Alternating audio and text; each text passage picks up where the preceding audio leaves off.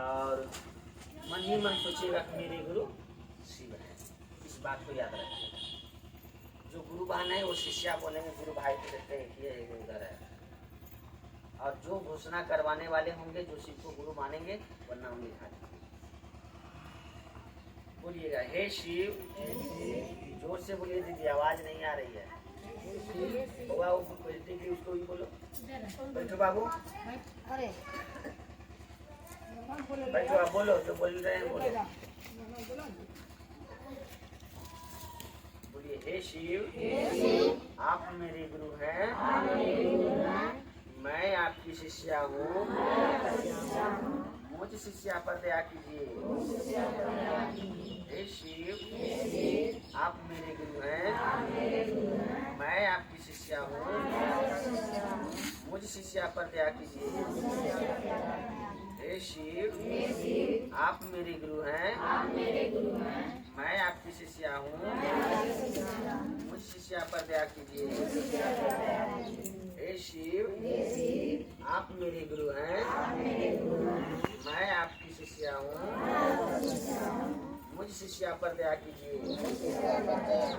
हे शिव, आप मेरे गुरु हैं, मैं आपका शिष्य हूँ, मुझ शिष्य पर दया कीजिए। हे शिव, आप मेरे गुरु हैं, मैं आपका शिष्य हूँ, मुझ शिष्य पर दया कीजिए। हे शिव, आप मेरे गुरु हैं, मैं आपकी शिष्या हूँ, मुझ शिष्या पर दया कीजिए। नमः शिवाय, नमः शिवाय, नमः शिवाय, नमः शिवाय, नमः शिवाय, नमः शिवाय, नमः शिवाय। ये दो काम जो दीदी आपको अभी बुलवाए, यही दो काम पहले मन ही मन करना होगा। यानी कि पहला जो बुलवाए आपको अभी, हे शिव, आप मेरे गुरु हैं, मैं आपकी शिष्या हूँ, मुझ शिष्या पर दया कर दीजिए। ये हुआ पहला सूत्र, समझ गए। अब आइए दूसरा सूत्र पर। दूसरा सूत्र है चर्चा करना। एक दूसरे के पास जाकर के या बीच में किसी को भी बताना है कि शिव मेरे गुरु हैं, आपके भी गुरु हो सकते हैं। ठीक है दीदी, आप आगे आ जाइए। दीदी सब उधर पढ़ेगी। दीदी आप आगे आ जाइए, थोड़ा सा आप आगे थोड़ा आगे पढ़िए ना, हाँ बैठिए। बैठिए भैया।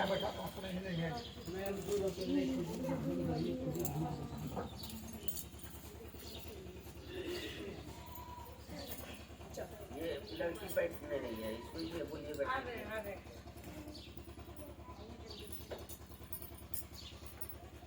जो भी मनुष्य योनि में है उसको पूर्ण अधिकार है कि शिव को गुरु बना सकते। यही योनि है, यही फैक्ट्री है, यहाँ से आप शिव शिष्य बन के निकल सकते हैं, तो आपका उद्धार हो जाएगा।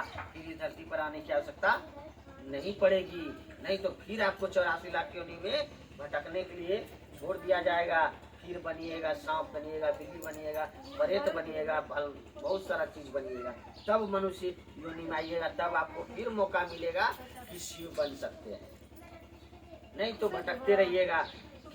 कितनों धनवान से धनवान देख लीजिए और कोई योनि देख लीजिए, किसी योनि में सुख शांति नहीं है क्या? कोई सुख शांति में कोई सही से है? दीदी इस चीज को हमको और आपको समझना होगा। तो पहला समझ गए दीदी, दया मांगना। दूसरा है चर्चा, यानी कि लोगों के बीच जाकर के अपने गुरु शिव की बात करना। जैसे हम आपके पास आए हैं बात करने के लिए, हमको कहीं रास्ते में भी कोई भेट जाता है, उससे भी बात कर लेते हैं। अपने घर के बच्चे बड़े बुजुर्ग जो भी है उसको बोलते हैं, अपने बच्चे जो भी है उसको यानी सुबह शाम दया मंगवाते हैं, नमः शिवाय से गुरु को प्रणाम करने के लिए कहते हैं, करवाते हैं। अभी मेरा 1.5-2 साल की बेटी है, उससे भी दया मंगवाते हैं, वो भी मांगती है। 3 साल का बउआ है, वो भी उसको भी बोलते हैं, वो भी दया मांगते हैं। तो दीदी कहने का अर्थ है कि जो अभी बच्चे जन्म लिए हैं उसकी भी कानों में बोलिए, हे शिव आप मेरे गुरु हैं, मैं आपका शिष्य हूँ, उस पर यह बात उसके हृदय को छुएगा, धीरे धीरे उसके मन में शिव के प्रति प्रेम जगेगा, समझिए। और जिसको शिव से जोड़ दीजिएगा दीदी, उसको काल भी नहीं छू सकता है, समझ गए ना।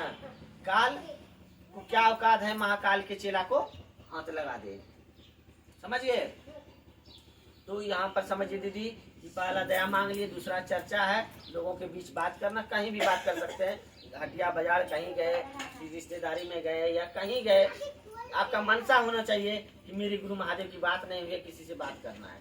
खेतों बाजार में जा रहे हैं काम करने के लिए, वहाँ भी कर लेंगे, समझिए। और तीसरा सूत्र है नमः शिवाय से अपने गुरु को प्रणाम कर लीजिए। पहला सूत्र है खुद को शिव शिष्य बनाने के लिए दिया है दीदी।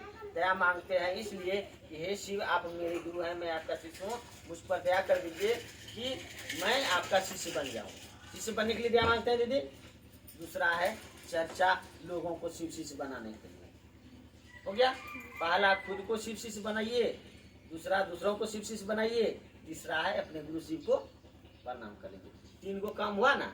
पहला सूत्र में अपने आप को शिव शिष्य बना रहे हैं दीदी, दूसरे में दूसरे को बना रहे हैं, तीसरे में अपने गुरु शिव को प्रणाम कर रहे हैं। अब इसको समझिए, अब विस्तृत रूप से इसको करने के लिए आपको कोई कहीं जाने की आवश्यकता नहीं। देखिए दीदी, आप घर में काम करते हैं, जो गुरुवान है, खाना बनाते हैं, बर्तन धोते हैं, कपड़ा धोते हैं, जो भी करते हैं, रोटी बेल रहे हैं, मने मन सोच सकते हैं ना दीदी कि हे शिव आप मेरे गुरु हैं, मैं आपका शिष्य, मुझ पर दया कर दीजिए, रोटी बेला रहा है, बेला रहा है ना है? और सांस पर नमा को ले रहे हैं, शिवाय को छोड़ रहे हैं। पहला सूत्र और तीसरा सूत्र डेली करना है दीदी, प्रतिदिन इसको रेगुलर चलना चाहिए, समझ गए दीदी ना। पहला सूत्र और तीसरा सूत्र रेगुलर चलना चाहिए, यानी कि आप रोटी बना रहे हैं तो भी दया मांग करके नमः शिवाय कर रहे हैं, ठीक है। आप भी देखिए दीदी, गुनगुन गुनगुन करने से कुछ नहीं होगा, थोड़ा सा अभी सुन लीजिए, सुनिएगा तो आपके जीवन में देखिए दीदी, जिसको जाना है आप नहीं रोक सकते हैं, उसके मन में इच्छा अगर होगी गुरु की, कहने का मतलब आपको शिव से जुड़ने के लिए आपके पास इच्छा शक्ति है, इच्छा होगी तब जुड़िएगा, नहीं तो कोई कितना मार के स्कूल भेजेगा, बच्चा पढ़ने वाला नहीं है। उसका जिस दिन अपना मन में इच्छा जग जाएगी तो अपने तो वो समझ गया दीदी ना, यानी कि यहाँ भटक जाता है, टूट जाता है, जैसे कोई बीच में कुछ होता है ना दीदी, मन भटक रहा है। यहाँ हम और आप नहीं बोलते, मेरे साहब श्री हरिंद्रानंद जी बोलते हैं, मेरे गुरु महादेव बोलते हैं दीदी। मैं अपना बात को बता रहा हूँ नहीं दीदी, हम अपना बात बताने के लिए नहीं आए, अपने गुरु की बात बोलने के लिए आए। और गुरु से जब तक मेरा कंसर्न नहीं जुड़ा रहेगा, हम आपको एक शब्द नहीं बता सकते, समझ गए ना। इसीलिए कहते थोड़ा सा डिसिप्लिन, शांति बनाए रखें, अपने गुरु महादेव की बात को सुनिए। तो दया समझ लिए दीदी, दया शब्द को समझिए। हे शिव आप मेरे गुरु हैं, मैं आपकी शिष्या हूँ। पहले अधिकार से बोलते हैं हे शिव आप मेरे गुरु हैं, फिर बोलते हैं झुक करके मैं आपका शिष्य हूँ। ये जैसे बोलते हैं दीदी, वहाँ पर रिश्ता बनता है गुरु और शिष्य का, ठीक है। अब शिष्य का जैसे रिश्ता बनता है दीदी, तो शिष्य का कर्तव्य होता है कि अपने गुरु का आदेश का पालन करे, ठीक है। गुरु का आदेश है चर्चा करना, शिव गुरु की चर्चा करना, गुरु की बात करना, गप करना। तो आपको और हमको दूसरा सूत्र गुरु का आदेश है दीदी, ठीक है, चर्चा करना। तो लोगों से बात कर लेंगे गुरु के बारे में। अब आइए, जबकि गुरु की यानी कि रिश्ता जुट गया, गुरु के आदेश का पालन करने लगे, तो क्या उस गुरु को प्रणाम नहीं करेंगे? तीसरा सूत्र में अपने गुरु को प्रणाम कर लेंगे दीदी, समझ गए ना। तो अब देखिए इसमें क्या है दीदी कि दूसरा सूत्र क्या है।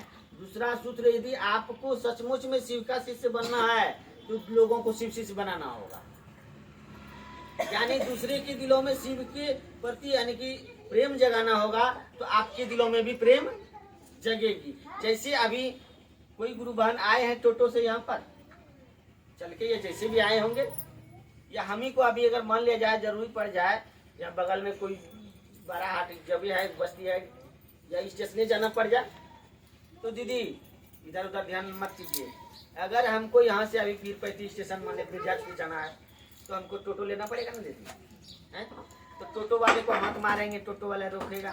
टोटो वाले को जरूरत नहीं है मिर्जाचपुर जाने की, लेकिन हम बोलेंगे कि भैया हमको टोटो यानी कि मिर्जाच की पहुंचा दीजिए, हमको ट्रेन धरने के लिए जाना है, तो क्या वो भैया जाएंगे ना कि नहीं जाएंगे?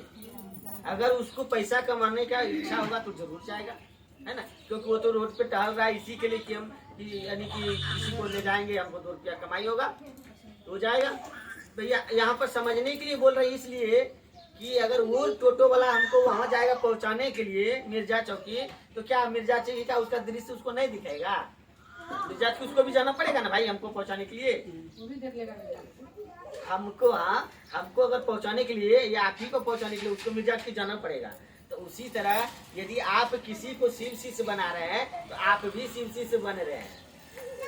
यदि आप शिव से किसी को जोड़ रहे हैं दीदी, तो आप भी खुद शिव से जुड़ रहे हैं। दीदी उधर उधर मत नजर दौड़ाइए। नजर जो होता है ना दिल का दरवाजा, ये नजर जो है, ये नजर से ही डायरेक्ट कोई प्रवेश करता है और दिल में आ जाता है। इसका डायरेक्ट रास्ता है, कान से नहीं जाता है, नाक से नहीं जाता है, लेकिन ये आंख का जो कनेक्शन है डायरेक्ट दिल से। इसलिए दिल को मत दौड़ाइए, आंख को दौड़ाइएगा दिल किधर भागेगा, और दिल भागेगा तो मन में भागेगा, सोच भी भागेगी। इसलिए मन को नहीं इधर उधर नजर नहीं दौड़ाइए। अगर नहीं शांति मन रहता है आंख बंद कर। आंख बंद करने के लिए एक यही होता है कारण कि मेरा मन इधर उधर भटके नहीं। अगर आंख बंद कर लीजिएगा तो मानव भी अस्थिर हो जाएगा, क्या उसको दिखेगा नहीं तो जाएगा कहाँ, सोचेगा क्या, हो गया।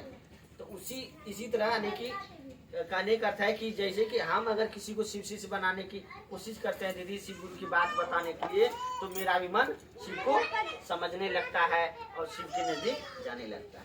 यानी शिव साहब बताए, सीधी बात जान लीजिए कि यदि आपको शिव शिष्य बनना है तो लोगों को शिव शिष्य बनाना होगा, और आपको यदि शिव से जुड़ना है तो खुद शिव शिष्य यानी कि दूसरों को शिव से जोड़ना होगा।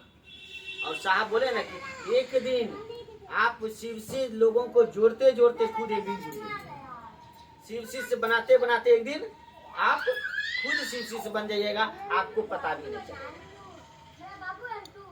तो दूसरा सूत्र वही है दीदी कि यानी आपको और हमको दूसरे को बताना है। किसको बताइए? पहले घरे परिवार में बताइए ना भाई। जैसे बाबा है, ये बड़े बुजुर्ग जो भी है, बेटा है, पति है, जिसको बताइए।